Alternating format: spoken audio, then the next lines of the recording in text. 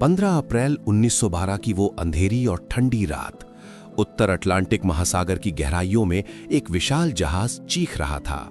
RMS Titanic, जिसे दुनिया ने अनसिंकेबल कहा था, आइसबर्ग से टकराते ही डूबने लगा। 2200 से ज्यादा लोग सवार थे और करीब 1500 मौत की नींद सो गए। लेकिन क्या ये सिर्फ एक दुर्घटना थी या एक भयानक साजिश जिसने इतिहास की किताबों में कभी जगह नहीं पाई? आज हम उस रहस्य को खोलेंगे, छुपे हुए तथ्यों, षड्यंत्र सिद्धांतों, कवर अप और गुप्त दस्तावेजों की पूरी कहानी जो आपको रातों की नींद उड़ा देगी। टाइटैनिक की कहानी शुरू होती है 1909 में आयरलैंड के बेलफास्ट में हारलैंड एंड वुल्फ शिपयार्ड से। ये व्हाइट स्टार लाइन का जहाज था, जेपी मॉर्गन की इंटरनेशनल मर्केंटाइल मरीन कंपनी का हिस्सा।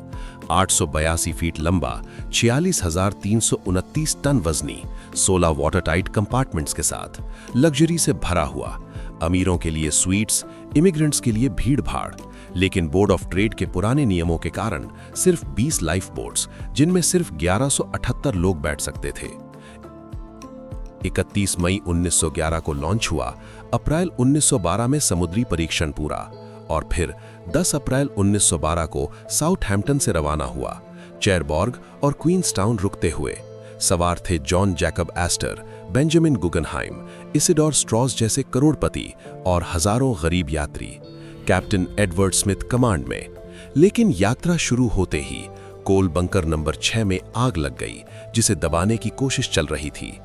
14 अप्रैल की शाम कई आइस वार्निंग्स आईं, लेकिन जहाज 23 नॉट्स की स्पीड से बढ़ रहा था। रात 11:40 पर लुकआउट फ्रेडरिक फ्लीट ने चिल्लाया, आइसबर्ग राइट अहेड। लेकिन बहुत देर हो चुकी थी। स्टारबर्ड साइड पर टकराव, 6 कंपार्टमेंट्स ब्रेक हो गए। डिजाइनर थॉमस एंड्रयूज ने फौरन समझ लिया जहाज डूबने वाला है। आधी रात से लाइफ बोट्स उतरने शुरू हुए, वुमेन एंड चिल्ड्रन फर्स्ट। लेकिन थर्ड क्लास पैसेंजर्स को दरवाजे बंद मिले। 2:20 AM पर जहाज 2 टुकड़ों में टूटकर समुद्र में गायब हो गया। आरएमएस कारपेथिया ने सिर्फ 710 लोगों को बचाया। 1912 में अमेरिकी सेनेट और ब्रिटिश रेक कमिश्नर की इंक्वायरी हुई, जिसमें ह्यूमन एरर और तेज रफ्तार को दोषी ठहराया गया। लेकिन क्या ये पूरी सच्चाई थी? क्या कोई बड़ी साजिश छुपाई जा रही थी? अब आइए उस सबसे चर्चित षड्यंत्र सिद्धांत की तरफ, ओलंपिक टाइटैनिक स्विच थ्योरी। क्या टाइटैनिक कभी अस्तित्व में था ही नहीं? क्या व्हाइट स्टार लाइन ने डैमेज्ड ओलंपिक को टाइटैनिक से स्विच कर दिया, जो 1911 में एचएमएस हॉक से टकरा चुका था? रॉबिन गार्डनर की किताब में दावा किया गया, हल नंबर में गड़बड़ी, समान दिखने वाले दोनों जहाज इंश्योरेंस फ्रॉड के लिए जानबूझकर डुबोया गया। क्या यह संभव था? क्या पूरा जहाज ही झूठा था? और अब और भी डरावना सिद्धांत, जेपी मॉर्गन का फेडरल रिजर्व प्लॉट। मॉर्गन ने अपनी टिकट आखिरी पल में कैंसिल कर दी। क्या उन्होंने अपने विरोधी अमीरों एस्टर, स्ट्रॉस, गुगनहाइम को मारने के लिए यह साजिश रची, क्योंकि ये लोग 1913 के फेडरल रिजर्व एक्ट के खिलाफ थे? क्या ये न्यू वर्ल्ड ऑर्डर की शुरुआत थी? क्या एक बैंकर ने 1500 जिंदगियां कुर्बान कर दी सिर्फ पावर के लिए? लेकिन एक और रहस्य, कोल फायर थ्योरी, वो आग जो बंकर में लगी थी, जिसने स्टील प्लेट्स और रिवेट्स को कमजोर कर दिया। 2017 की डॉक्यूमेंट्री में सेनन मलोनी ने हल्की 30 फीट लंबी ब्लैक स्ट्रीक की तस्वीरें दिखाईं।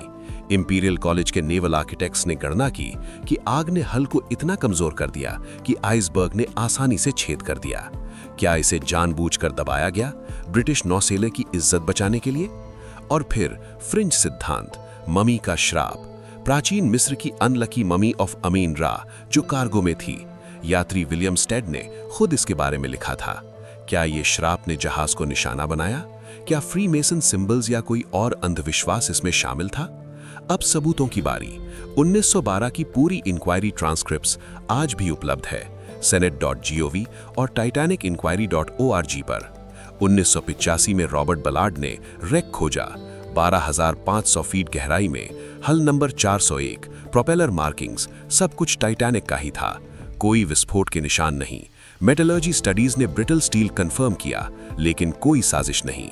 कोल फायर की फोटोज हारलैंड एंड वुल्फ के आर्काइव में मौजूद हैं। कोई विसल ब्लोअर नहीं निकला, लेकिन रियल कंट्रोवर्सी जरूर थी। थर्ड क्लास पैसेंजर्स के साथ भेदभाव, कैलिफोर्नियन जहाज का न रिस्पॉन्स और पुराने लाइफ बोट नियम। लेकिन क्या ये सिद्धांत सच में झूठे हैं? स्विच थ्योरी असंभव, क्योंकि असली ओलंपिक 2035 तक चलता रहा। इंटीरियर और पोर्ट होल्स अलग थे। मॉर्गन ने खुद लाखों का नुकसान उठाया और कोई सबूत नहीं कि एस्टर या स्ट्रॉस फेडरल रिजर्व के खिलाफ थे। ममी कभी कार्गो में नहीं थी। कोल फायर ने मदद जरूर की, लेकिन आइसबर्ग अकेला काफी था। रेक के 3D स्कैन और आर्टिफैक्ट्स आज भी RMS टाइटैनिक इंक के पास है, जो साफ कहते हैं ये एक हादसा था। फिर भी टाइटैनिक की कहानी सिर्फ एक जहाज के डूबने की नहीं, ये सत्ता, पैसा, क्लास डिस्क्रिमिनेशन और छुपी हुई सच्चाइयों की कहानी है। इंक्वायरी के बाद दुनिया ने 16 नियम बदल दिए, लेकिन सवाल अभी भी बाकी है। क्या इतिहास हमेशा पूरी तस्वीर दिखाता है, या समुद्र की गहराइयों में अभी भी कुछ राज दफन हैं जो कभी नहीं खुलेंगे? क्या टाइटैनिक सच में डूबा, या ये दुनिया की सबसे बड़ी धोखाधड़ी थी? सोचिए, क्योंकि सच्चाई तो हमेशा सतह से नीचे होती है।